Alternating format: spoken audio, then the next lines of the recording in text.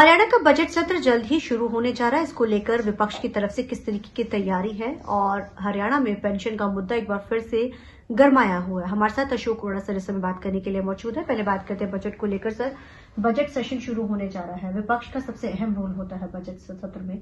कैसी तैयारी है कांग्रेस की इस बार?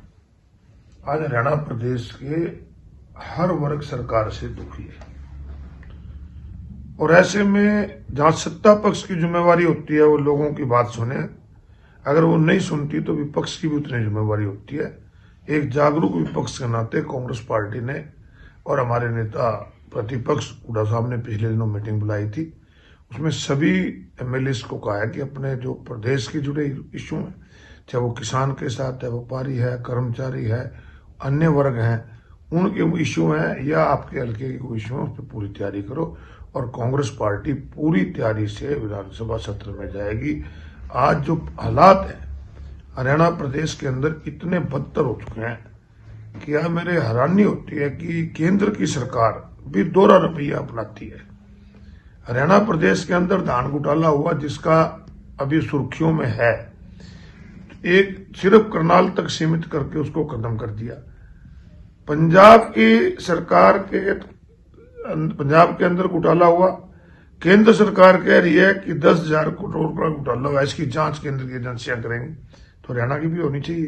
हरियाणा में भी 5,000 करोड़ के किसानों को नुकसान हुआ है, बड़ा बहुत बड़ा घोटाला हुआ है। नशा लगातार बढ़ रहा है, अपराध बढ़ रहा है।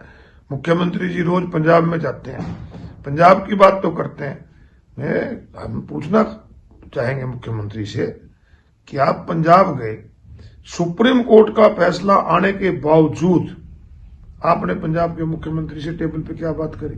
पहले विपक्ष को, प्रदेश की जनता को विश्वास में लेते, आपकी विधानसभा को विश्वास में लेते।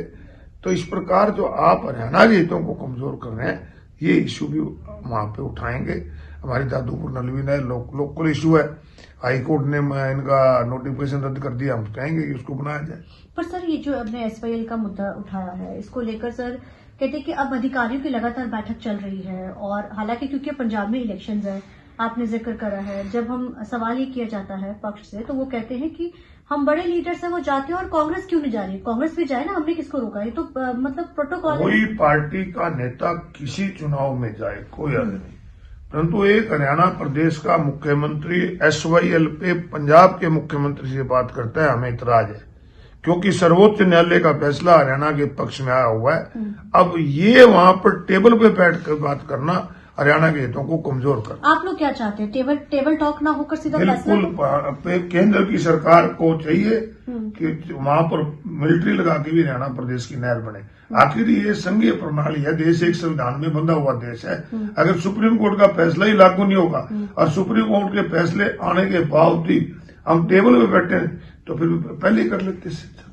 मुद्दा ये विधानसभा में उठेगा, निश्चित रूप से मुद्दा विधानसभा में ये भी उठाएंगे और हम चंडीगढ़ का स्टेटस भी पूछेंगे कि हरियाणा प्रदेश की विधानसभा के लिए जगह चंडीगढ़ से मांगते हैं। हमारी अपनी राजधानी है, हमें वो जगह नहीं देते, पर चंडीगढ़ में हमारा क्या रहेगा?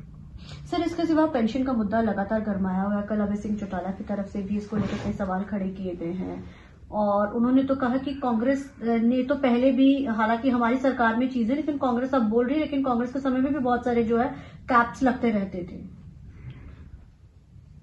आज जो पेंशन का मुद्दा है, अभय सिंह जी क्या कह रहे हैं उस पर मैं टिप्पणी नहीं करूंगा, परंतु जो पेंशन का मुद्दा है, ये जो पेंशन थी ये आयु के साथ थी, सम्मान बुढ़ापा पेंशन थी, परंतु समय के साथ जिस प्रकार आय से जोड़ना शुरू कर दिया, इन्होंने परिवार पहचान पत्र के जरिए उसकी पेंशन काटनी शुरू कर दी। मैं समाज कल्याण मंत्री का बयान पढ़ रहा था, वो कह रहे थे हम वेरिफिकेशन कराएंगे और वेरिफिकेशन के बाद जिनकी ठीक पाई जाएगी उनको विद एरियर हम उसका देंगे।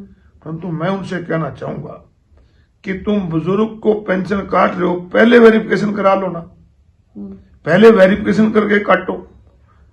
अब इनका हालात ये है कि एक किसान है, 1 किल्ला की जमीन है उसके पास, 2 किल्ले जमीन ठेके पे ले रखी है उसने। मेरा फसल मेरा ब्यूरो में, वो मंडी में अनाज बेचने जाता है, 1.5 लाख की फसल उसके नाम कट जाती है। 1.5 लाख आमदन थोड़ी है, उसको आमदन मान लेंगे, उसके खाते में पैसे आ जाएंगे, उसको काट देंगे। तो ये जो इस प्रकार की किंतु परंतु लगा के काट रहे हैं, ये गलत है। बुजुर्ग को सबको जिसकी आयु 60 साल है पेंशन मिलनी चाहिए। सर, मुख्यमंत्री खुद इस बात पे कहते हैं, बाकायदा कहते हैं कोई पेंशन नहीं कट रही है, हम चीजों को कर रहे हैं और सबको पेंशन दी जाएगी। बाकायदा उन्होंने सब चीजों का क्लैरिफिकेशन दिया है। अलग अलग रवैया अपनाते हैं। कृष्ण बेदी कह रहे हैं पेंशन काट रहे हैं, वेरिफिकेशन के बाद जोड़ दी जाएगी। मुख्यमंत्री कहते हैं पेंशन काट दे रहे हैं। मुख्यमंत्री जी का गांव है नारायणगढ़ के पास, मुख्यमंत्री जी का हल्का है नाडवा, वहां जाके किसी गांव में पूछ ले, छोटे से छोटे गांव में भी 20 से 30 पेंशन कट रही हैं और बड़े गांव में तो 150-200 पेंशन कट रही है। सर, क्योंकि भारत आज पंजाब बंद का भी था और सब जगहों के ऊपर ट्रेड यूनियन वाले सब जगह पर जो इसका विरोध कर रहे हैं और सदन में भी इसको लेकर दिल्ली में बहुत ज्यादा बहस जो हो रही है ट्रेड डील को लेकर, पंजाब हरियाणा कांग्रेस इसको किस तरीके से उठा रही मुद्दे को? हमारे नेता प्रतिपक्ष राहुल गांधी जी लगातार इसके बारे में बोल रहे हैं। ये जो डील हुई है एक किस्म के घुटने टेक दिए सरकार ने अमेरिका के सामने, और इसको डील करने से पहले पार्लियामेंट जब चल रहा था तो पार्लियामेंट को विश्वास में लेना चाहिए। धन्यवाद सर। तो ये थे हमारे साथ बात करने के लिए अशोक अरोड़ा सर। कैमरामैन जैसी के साथ चंडीगढ़ से TV9 के लिए अमनप्रीत कौर।